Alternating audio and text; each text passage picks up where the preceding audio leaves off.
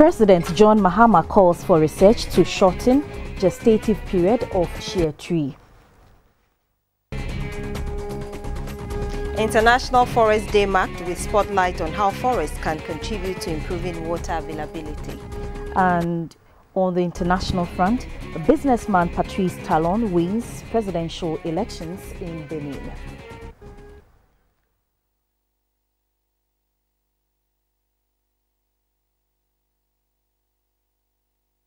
Hello, good evening, and thanks so much for joining us. You're watching News Hour, coming to you live on your news channel GBC24 and GTV.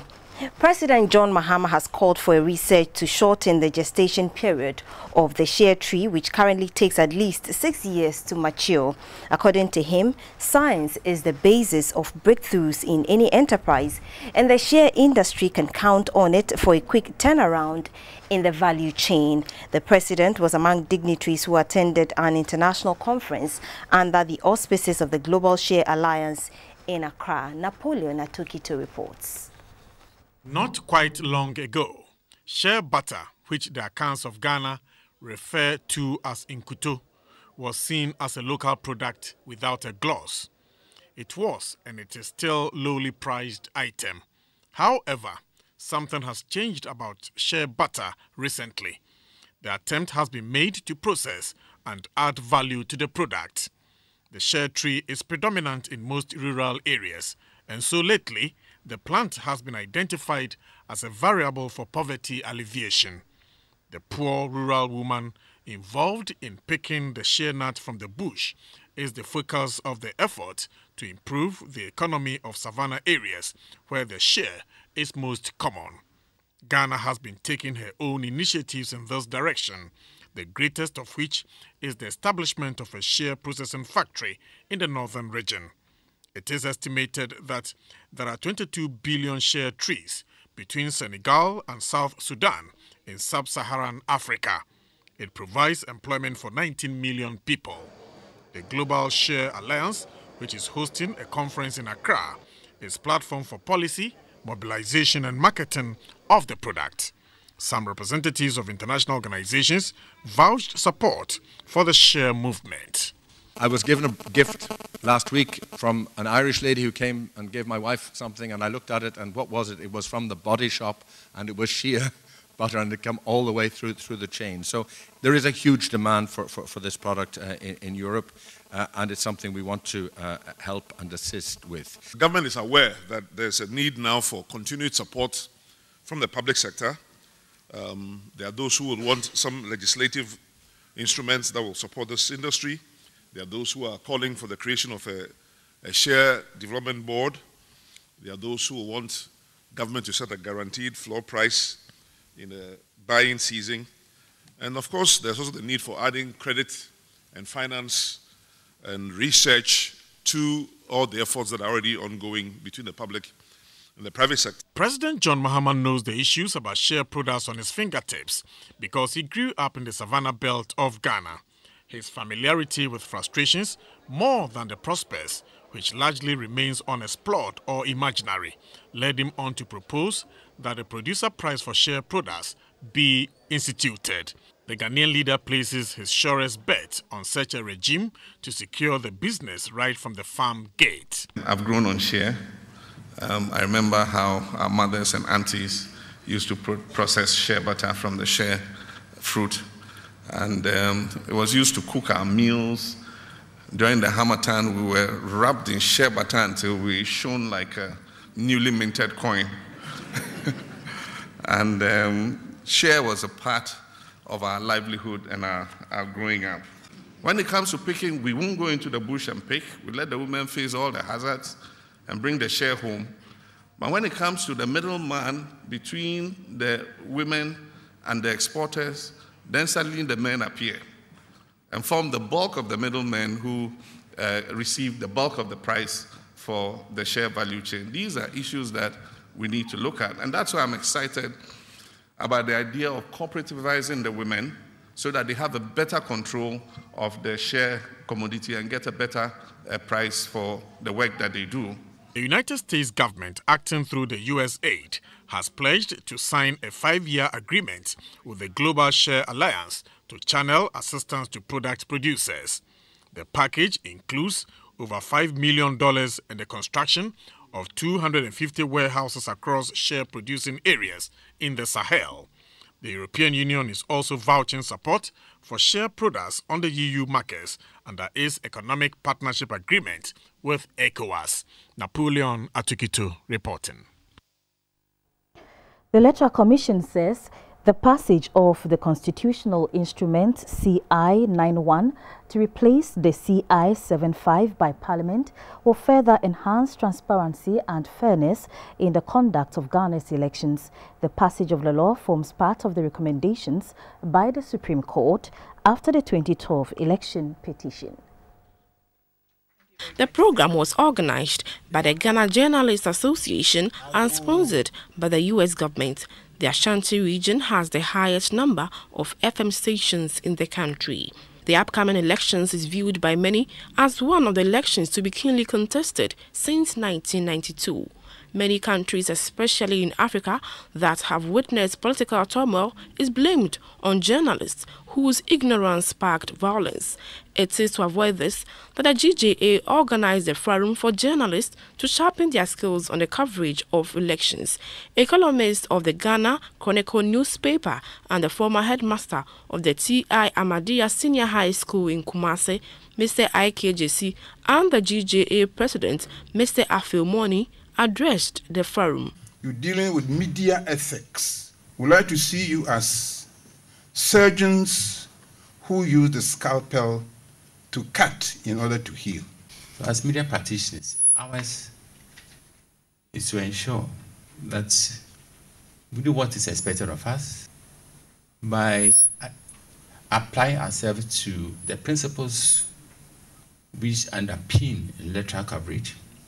The chairman of the Media Commission, Mr. Kwesi Jenapente, warned journalists not to depend on opinion polls that are not credible to determine who is likely to emerge winner of November general elections. The Deputy Ashanti Regional Director of the EC, Mr. Lawrence Sapon, said the abolition of the so-called strong room by the EC is a clear indication that the Commission is poised to conduct free and transparent elections. A research fellow at the Institute of Democratic Governance, Dr. Kwesi Jonas, said consideration should be given to widening the black border line that divide photographs on the ballot papers in order to reduce the number of rejected ballots during elections. The world is using this year's celebration of International Forest Day to shine the spotlight on how forests can contribute to improving water availability, especially in countries facing water shortages. The UN says conservation of forests will help in the provision of fresh, quality water. Forested watersheds and wetlands provide about 75% of the planet's fresh water resources, while over 1/3 of the world's urban centers depend on protected forests for a significant proportion of their water. Experts say the role of forests for water is becoming even more important in the face of climate change. The world over, forests play a vital role in the existence of human beings. About 1.6 billion people in the world depend on forests for food, medicine, fuel, shelter, and income. The United Nations, realizing the enormous role played by forests, instituted March 21 every year as the International Day of Forests. The day, which was proclaimed by the UN in December 2012, was a culmination of a 42-year-old journey to gain formal recognition of the invaluable services and products that forests and trees provide to the environment and humanity. This year, the International Day of Forests, under the theme Forests and Water, further highlights the prominence of forests in protecting water bodies from drying up. The Chief Executive of the Forestry Commission, Mr. Samuel Afaridate, stressed the importance of forests to water bodies. Areas which hitherto have been declared as riparian buffer zones, where logging, road construction, or any other development are prohibited to ensure that water bodies are not exposed to the vagaries of the weather, are no longer in existence because all trees have been felled with careless abandon. People, both young and old, children and women in particular, suffer the consequences of traveling long distances in search of this very important resource. The importance of forests is also more pronounced as the world battles with the intensity of climate change. At the Paris Conference on Climate Change under COP21, member countries pledged to plant 100 million trees to fight climate change. The Minister for Lands and Natural Resources, Neosa Mills, said government is putting in measures to protect and build the nation's forests. Adoption and implementation of a new Forests and Wildlife Policy 2012 that seeks to move away from over-reliance on only timber revenues to revenues or revenue sources from conservation of nature, i.e. ecotourism, protection of water bodies, biodiversity conservation, and payment from environmental services. Secondly, implementation of a national forest plantation program that aims at establishing a minimum of 20,000 hectares of plantations each year. The Assistant Director General and Regional Representative for Africa of the Food and Agriculture Organization, FAO, Mr. Bukar Tijani, said his organization will continue to bolster government's efforts in conserving the country's forests. FAO is providing an action framework to provide workable solutions available to stakeholders at different scales, from the policy level to the farm level, to sustainably increase agricultural land and water productivity. With the increasing rate of climate change, the UN thinks more needs to be done to conserve water. Else, the drive towards sustainable development could be hampered. You're still watching News Hour, coming to you from Broadcasting House here in Accra. To other stories, construction work on the 25 kilometers asphalt road for the whole township has begun. The project, which is expected to be complete by the middle of the year, will boost economic activities in the area. The Minister for Roads and Highways, Alhaji Inusa Fusheni, who inspected the project, noted that opportunities must be given to local contractors to prove their competence and acquire the needed experience in line with government's local content policy. Accra roads are seeing a major facelift. Under government's emergency road rehabilitation program, many residents, especially in urban centers, are living witnesses to the benefit of their tax. The Ministry of Roads and Highways is extending asphalt roads to many a nook and cranny of the capital, taking the beauty and safety of these roads to a higher pedestal. For instance, this was how the plush Laboni community roads looked like. They were riddled with what could pass for manholes. Today, these same roads have a different look. The asphalt overlay extends to cantonments, parts of La and its environs. Commuters who have plied these routes in the last 2 months can count their blessings. This same program is also being extended to Osu and Asalam Down. At least, the major streets have been well tarred with its accompanying road markings. Engineers who work mostly at night say the asphalt program is not leaving any community that has been captured, irrespective of residents' social, political and economic status. There are many areas in the capital, too many to count, who are seeing their roads redone with such speed and alacrity.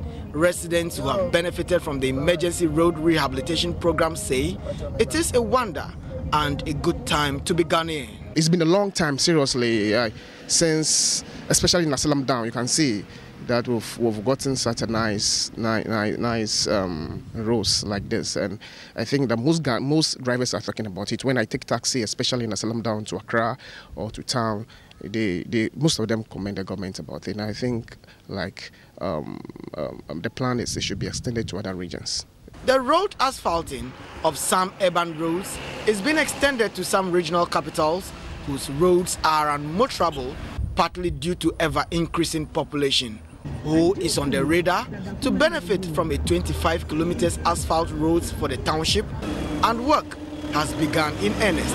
First Sky, a local construction company, has been awarded a contract and is confident to finish the work by the middle of the year. The site engineer of the project, Enoch Anyimedu, indicated that everything is in place for the execution of the project. The Minister of Roads and Highways, Alhaji Inusa Fusheni, who inspected the trial run of the asphalt plant, reiterated President Mohammed's directive for opportunities to be given to local contractors to also prove their worth. He said, apart from Ho, Hohwe and Keta town roads, will also receive similar asphalt overlays of 10 kilometers and 5 kilometers road respectively. Alhaji Inusa Fusheni explained that the thickness of the asphalt will meet the standard 70 millimeters for urban roads and was confident the contractor will do a good job. According to him, a good road network is a prerequisite to booming commercial activities and would enable the people to contribute meaningfully to national development. Because of the opportunities created, Ghanaian road contractors are taking advantage of putting up their own asphalt plants. This is a new asphalt plant, reconditioned, that have been put by first car. Because a new plant, we bore in and take out samples and go and test and see which is the proper and adequate compaction for the road. The Chief Executive Officer of First Car, Mr. Eric Sedikutochi, appealed to drivers and road users in the municipality to cooperate with them to execute the work in good time. He said most of the work will be done in the night so as not to inconvenience both drivers and the public. The sector minister was accompanied by some chiefs from Ho Asogli State, the Volta Regional Minister, and some engineers from Roads and Highways. Ntobi Binimto, GBC24, Ho. Peace animators have been trained and outdoored along the eastern corridor of Ghana. They are expected to identify and report early warning signals to prevent full-blown conflicts in the area. The initiative is part of a program to promote food security in 8 districts stretching from Ketekrachi through Nanumba North to Chiriponi. These 8 districts have 66 conflicts that are being managed, and they are also home to 3 curfews, including Bimbila, Mumpurugu, and Gusheu. The eastern corridor of Ghana is famous for its fertile land, making it one of the most important food baskets of the country. However, the area has over the years been notorious for conflicts. These conflicts often emanate from chieftaincy disputes, land and suspicions among diverse ethnic groups in the area. Currently, the northern half of the territory, which stretches from Oti Damanko to Bumpurugu, is home to about 66 hotspots and 3 curfews, all resulting from conflicts. St. Ghana has in the last 3 years been implementing a food security and livelihood empowerment project called Fostering.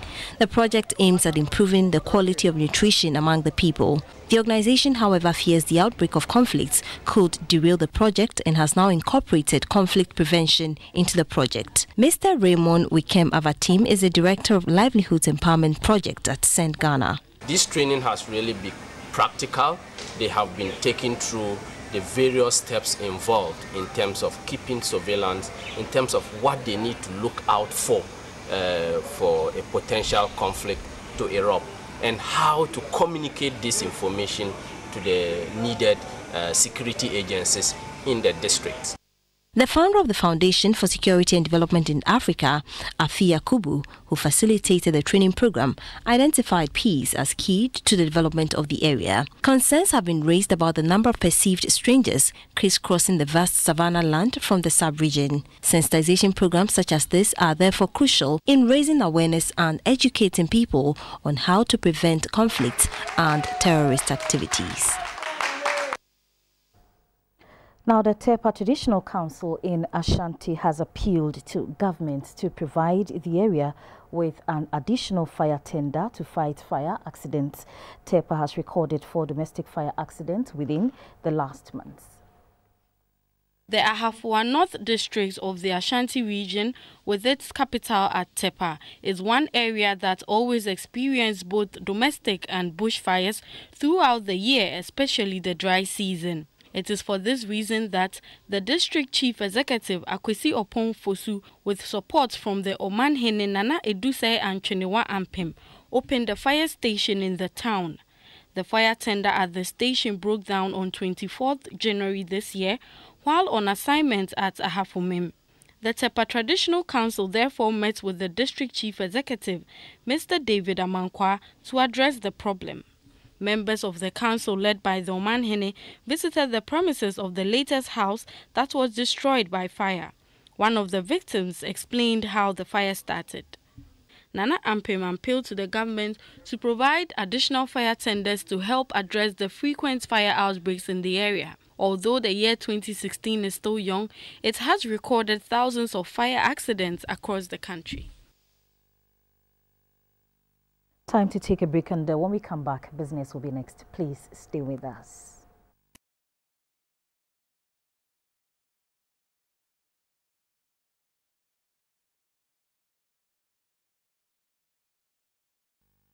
Again, my name is Maurice Ogbete. In business tonight, the Bank of Ghana has maintained the policy rate at 22%. The governor of the Bank of Ghana, Dr. Kofi Wampa, said the fiscal consolidation of the country is on track and the risk to inflation and growth outlook is balanced. The committee has decided to maintain the policy rate at 26%. Fiscal conditions or fiscal consolidation continue to be on track. Provisional data on the fiscal outturn for 2015 showed a significant contraction of the deficit to 7.1% of GDP compared to 10.2% in 2014. Continued commitment to the budget implementation coupled with the tight monetary policy stance is expected to offset some of the inflation pressures through weaker aggregate demand. In assessing the current economic conditions, the committee views the risks to inflation and growth outlook as balanced. Hence, there is a need to maintain the current monetary policy stance, which together with fiscal consolidation would help bring inflation further down. The committee therefore decided to maintain the policy rate and wishes to reiterate its price stability mandate. The committee will continue to monitor developments in the economy and take further actions, if necessary, to ensure the attainment of its target within the forecast horizon. Meanwhile, an economist at the University of Ghana Business School, Dr. Alufa Bukpain, is urging the central bank to adopt a growth-friendly approach to the management of the monetary policy. He said such a step will help lower the cost of credit and eventually put the economy on the path of growth. I want to believe that we are seeing some level of stability in the market. Fiscal policy is taking shape to some extent. The IMF policy is also helping the central bank to regain its operational independence. We saw the last inflation coming to 18.5%.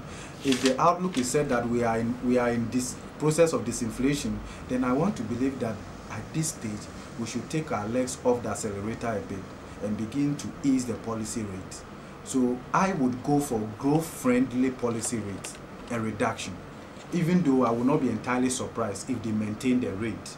But I want to believe that we have gotten to a point where we should be courting the business community and grow our economy. That's the most effective way of containing our debt. We have to grow our economy. How do we grow our economy? Let's go for growth-friendly policies, both from fiscal policy and then monetary policy. So it wouldn't be out of place totally if the policy rate is reduced, even though there's a strong possibility for it being maintained. And still in business, Ghana's total debt stock by December 2015 stood at $25.6 billion or 97.2 billion Ghana cedis. This represents 72.9% of GDP. Of this figure, domestic debt amounted to 39.4 billion Ghana cedis. 57.8 billion Ghana cedis represented external debt. Ghana's current total debts has become a bone of contention in recent times, while data from the Finance Ministry indicate that the country's total debts is hovering around $24 billion. Others say the debt stock is more than what has been quoted. What compounded the issue is the inability of the Bank of Ghana to state the actual debt stock of the country in January this year when the MPC met the media.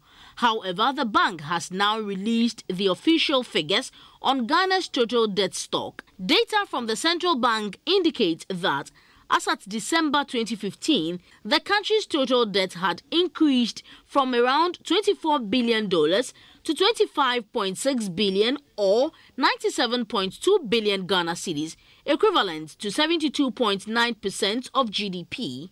Dr. Henry Kofi Wampa is the governor of the Bank of Ghana. As at end December 2015, the debt is equivalent to $25.6 billion.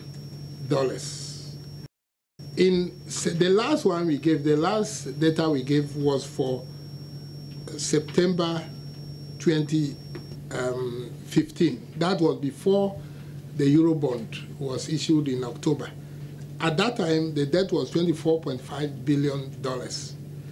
Then the Eurobond came in October, and then, of course, there were also further this. So the debt level increased to $25.6 billion. The data released by the Bank of Ghana showed that out of the total debt stock at the time, domestic debt accounted to 39.4 billion Ghana cedis, with external debt accounting for 57.8 billion Ghana cedis. That means, in cedi terms, the national debt grew by 27.7% between December 2014, when it was 76.1 billion Ghana cedis, but shot up to 97.2 billion Ghana cedis in December last year. And away from the Bank of Ghana, existing and new subscribers of Globe Mobile can now browse for free every month. This follows the launch of 4 products: 3 minutes to free, Twin Bash, Weekend Browsing Pack, and Night Browsing Pack onto the market. Both old and new customers will spend less for more. Globe Mobile is one of the leading telecommunication networks in Ghana. Over the years, the company has introduced tailor-made products to satisfy customers in the country. In order to ensure that customers are served better, Globe Mobile Ghana has introduced 4 products onto the market. The products include 3 minutes to free, Twin Bash, Weekend Browsing Pack, and Night Browsing Pack. The 3 minutes to free will enable subscribers talk for 3 minutes, get unlimited glow-to-glow calls for free for the rest of the day, with additional 25 megabytes of data. The Twin Bash, on the other hand, guarantees free voice and additional data bonus on every data recharge. The head of activation at Globe Mobile Ghana, Mr. Ofuswe Jekum, said the product will ensure an avenue to deepen family and friendship relationships. With just 1 Ghana cedi, you will get 80 MB of data. You get an additional 1 Ghana cedi to make calls to any network of your choice. And then you get 3 Ghana cedis for friends and family. Now, with friends and family, you would have to activate the friends and family. It's a community, an on-net community that you can activate up to 10 numbers, special numbers. Could be your family, friends. And for these people, you'll be given 3 Ghana cedis to talk to them.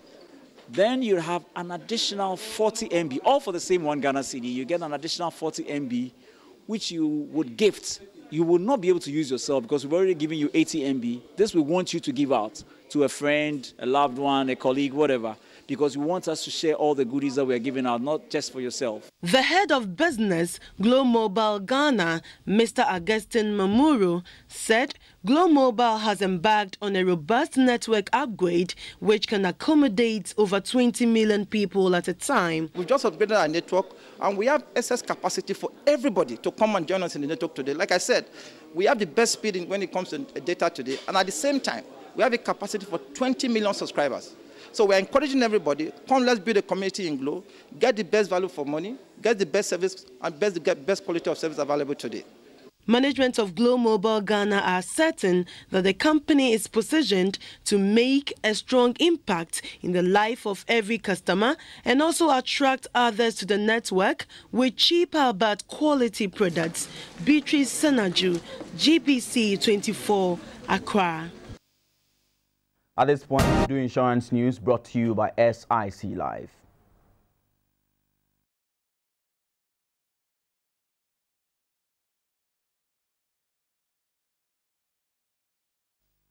In insurance news tonight, experts are urging the National Insurance Commission and the Bank of Ghana to intensify their regulatory roles as most banks move into the insurance industry.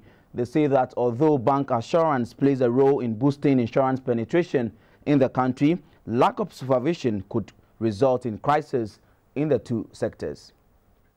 How do we collaborate with insurance companies that they could leverage on the banking platform to also sell what? Insurance. So you realize that it's also convenient. Okay, so you walk to a bank, you get to do all your financial transactions, including insurance. So the banks are seeing this to be a strategic arrangement or alliance with insurance companies as a way of also reducing costs and increase revenue. So an insurance company doesn't need to set up an office at Legon. They could just partner with Barclays or Stanchart or any of the banks on Legon that have got a facility. What we expect is some level of collaboration between the National Insurance Commission and then the central bank. Remember that they are all sub-components of the financial market regulated differently by different bodies. Banks regulated by the central bank and then insurance companies regulated by National Insurance Commission. So what is important is that level of regulatory collaboration in order to avoid regulatory arbitrage or overlaps.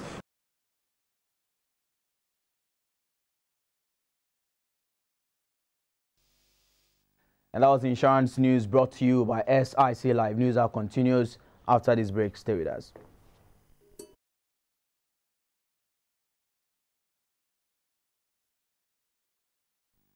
Of the news, my name is Michelin Taka. It is brought to you by kindness of FPAC. FPAC blows your pain away. Barely 24 hours after opening of the intensive care unit of the Kolebu Teaching Hospital, about 120 patients have been attended to. These include new and old patients. The renovation is estimated at a cost of 1 million Ghana cedis. The intensive care unit of Ghana's premium hospital was shut down about a month ago to pave way for renovation. On the 8th of February last month, the 3 clinics of the intensive care unit, urology, neurosurgery and general surgery units of the Kolebu Teaching Hospital were closed down for renovations. The need arose because some of the new equipment acquired to facilitate service delivery were not compatible to some of the old ones. According to the PRO of the hospital, Mustafa Salifu, the problem has been rectified. Yeah, we've procured those consumables, and everything is set now. That is why we reopened the clinics today. So patients from the clinics will then be processed. Those who need surgery will be taken to the theatre for surgeries. The closure of the facility compelled patients with critical conditions to seek medical attention from other public hospitals, and those who could afford went to private ones. Doctors ni bia wa ha ni nurses ni bi kire se yankwa endoscopy inti ade esesanka wo mo ye na ma ewo eha theater no wo mo ye ma no wo mo tumi mia wa ngani no wo mo ye ma no wo endoscopy fisa sata na serious ntumi nanti. With the opening of the ICU, long queues have become the norm, and patients who were put on hold have now been given new appointment dates with the hope of receiving treatment soon. When I came, they said they are not working. So they gave us another time to come, which is today, 21st of March. I was here and they called me to make another insurance paper again. And I went and did it. When I came, the boy corrected it and she has put it down. And she told me to come and sit down. So I'm waiting for my... The completion of the 1 million Ghana cedi project is expected to enhance healthcare delivery in the country. Still on Kolebu, the hospital has set up a trust fund intended to upgrade the hospital's facilities, equipment and services. The fund, which will be run transparently, will also cater for the bills of patients requiring emergency treatment but cannot afford the cost. The objective of the management is to raise a minimum of 3 million Ghana cedis to achieve the set target. A report by Sarah Ofori. The Kolebu Teaching Hospital provides tertiary health care to thousands of people across the country and beyond. Last year, the hospital management was tasked to create innovative ways to enhance its revenue, trim down costs, and eliminate leakage, waste, as well as improve efficiency. Besides increasing its revenue base by 1.1 million, it also settled its indebtedness by 82%. To make the premier hospital one of a choice, delivering excellent services within state-of-the-art facilities, management has established the trust fund. Kolebu attracts patients from the sub-region. It must thus have state-of-the-art equipment, a distant working environment, and well-qualified and competent staff. Best patient care means constant availability of equipment, consumables, constant supply of water, electricity, and others. Hence the need for a trust fund. The trust fund will also be a source of funding for the treatment of pauper, indigent patients who need immediate or emergency care or treatment, but cannot afford or whose treatment National Health Insurance does not cover. Government has committed $60 million to retool the Kolebu Teaching Hospital to enable it to render advanced services. However, infrastructural challenges still persist. Minister for Health Alex Segbefia appealed to corporate Ghana to donate generously towards the fund to support government's efforts. The Ministry of Health contributed 5,000 Ghana cedis to the fund. The 7-member board of trustees were introduced to stakeholders. On behalf of his colleagues, Justice Senyor Jamfe and Nana Obokumata pledged to manage and disburse funds in a credible and transparent manner. A 450,000 cedis cash was realized as seed money for the trust fund from donations at the fundraising dinner. The chief executive of the Kolebu Teaching Hospital, Dr. Gilbert Buckle, explained how the fund will be disbursed. The fund every year will decide how much it wants to spend on health, how much it wants to spend on infrastructure, how much it wants to spend on medicines. So based on the allocation the fund makes, we will draw down on that to provide services. The Board of Trustees are to be inaugurated at a later date to give the board the mandate to sustain the fund. Cyril for GBC24, Accra.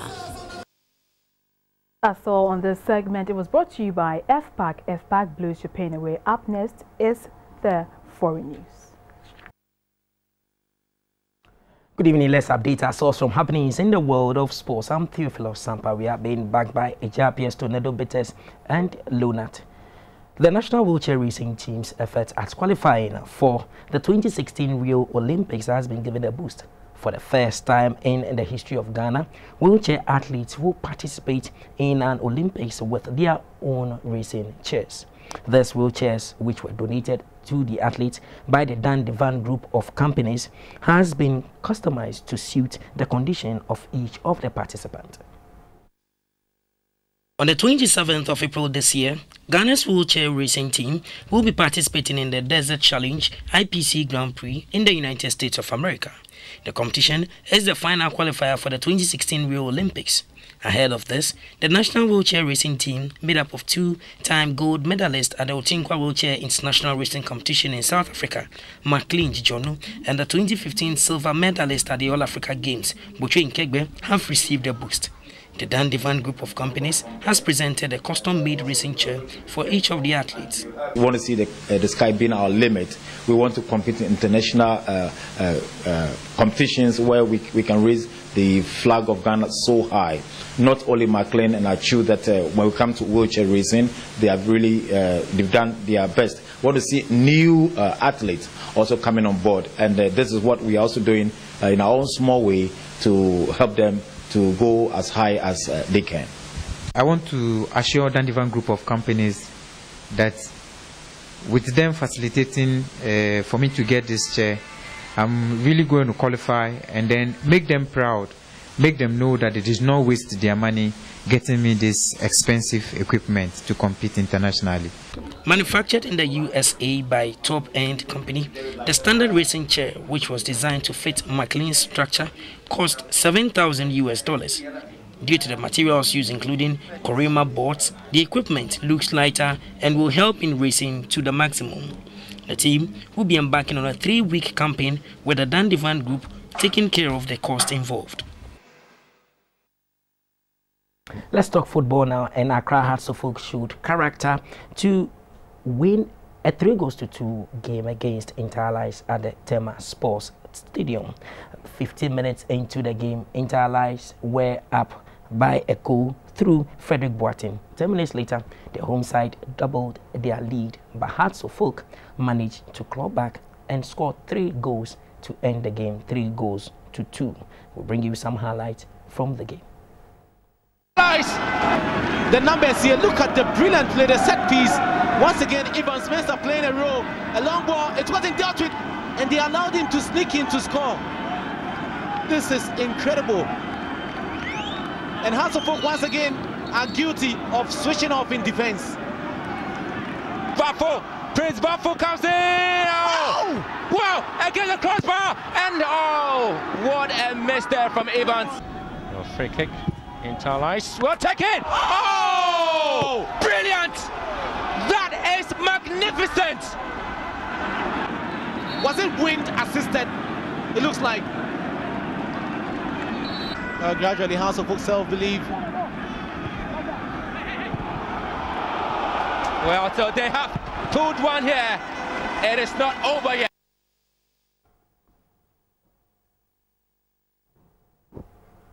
And at the Kumasi Barbara Sports Stadium, Kotoko also recorded their first win after match day 5 in the ongoing Ghana Premier League, and they beat Hazakes by a goal to 0. Let's go to the Barbara Sports Stadium and bring you some updates. It would happen, but the man who's playing as the right back for Sekendi Hazakes, Thomas Abuaji. That ball 15. A diving header here from Ajin. By Boateng, and the control wasn't that good at all. And Kodoko may have the first goal. What a save there from George Owu. You know, this was the build-up. It was Nyako's missed kick, and then inside the box from Dauda.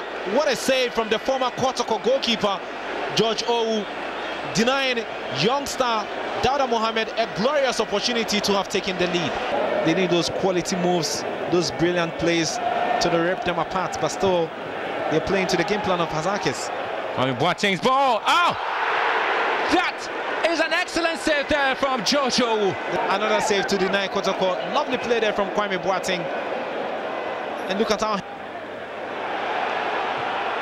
And Kotoko, Kwame Boateng, cuts in Kwame Boateng. Oh. Finally!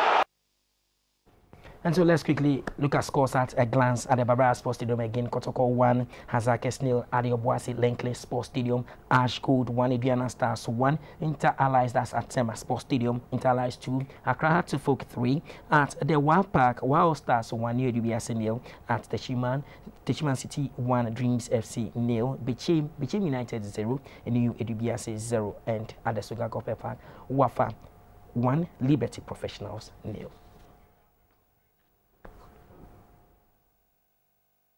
That's all for sports. Hello, good evening. Time for some entertainment news. My name is Valerie Danso. Kenke or komi is the main dish of the Ga and Fanti people who live along the coast. Kenke is mainly eaten with hot pepper and fried or smoked fish. It also goes well with soup or stew. Our heritage spotlight is on Kenke, a local Ghanaian cuisine. The Gas and Fantis prefer kenke to all other Ghanaian foods. It constitutes a regular component of their meal. Apart from the traditional ground pepper and fish, it can also be mashed and mixed with milk, sugar, and groundnut, which is a Ghanaian delicacy called mashke. Though it is produced from fermented corn or maize, there are two varieties of kenke, depending on a small twist in the production process, the Ga kenke and the Fanti kenke. Both types are produced by cooking fermented dough of corn wrapped in maize husk or plantain leaves. The Ga kenke, called komi, is fermented for 2 to 3 days, wrapped in maize husk, with salt added to spice up the flavor.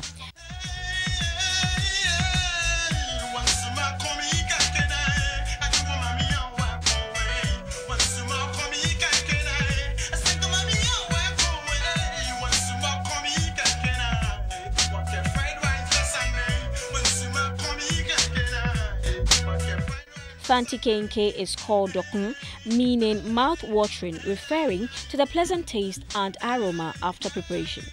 It is usually fermented a little longer than the gut type and no salt is added. It is wrapped in about 5 to 6 layers of plantain leaves. The Ashantis refer to the same dish as dokuno.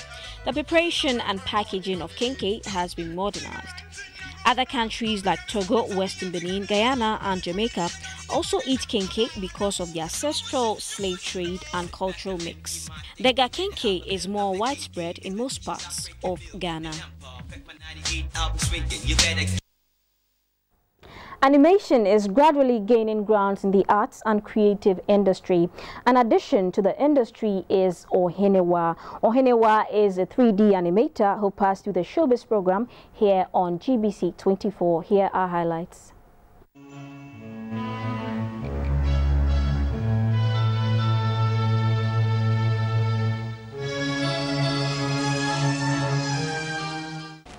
Art is 2D animation or 2D art, except it's more three-dimensional. You can view it from all different angles. I feel good that I can be a woman and even more like an African woman in the 3D, because when I was studying it, a lot of the people in my class were men. Okay, there were a few girls, but that's just how it has been. Anybody can learn 3D.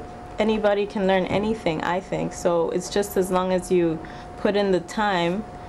The thing that makes it challenging is it's a little technical, but once you just break it down, it's very possible to do it. How many short films do you have? I have one. Okay. What's the title of that? It's called He Never Forgets. Okay. Okay. It's all about